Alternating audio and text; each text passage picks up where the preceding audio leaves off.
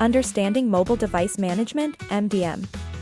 In today's work environments, employees frequently utilize company-owned devices such as smartphones, tablets, and laptops. However, if these devices are not managed properly, they can pose significant threats to your enterprise data and applications. This is where Mobile Device Management, or MDM, comes into play. What is MDM? MDM is a type of software that enables IT teams to control and secure mobile devices.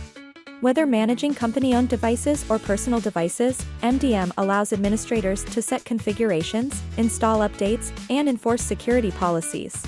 With the rising trend of remote work, effectively managing these devices has become essential for businesses to operate smoothly and securely. MDM often operates alongside features included in mobile operating systems, providing functionalities like reporting, file backup, and alerts for any security breaches. It plays a critical role in a broader system known as enterprise mobility management, alongside tools like mobile application management and identity and access management. How MDM works. MDM operates through a client-server model, where mobile devices enroll in the MDM system and connect to a central MDM server. This server acts as a hub where IT administrators set rules and policies, while a client app installed on each device applies these instructions.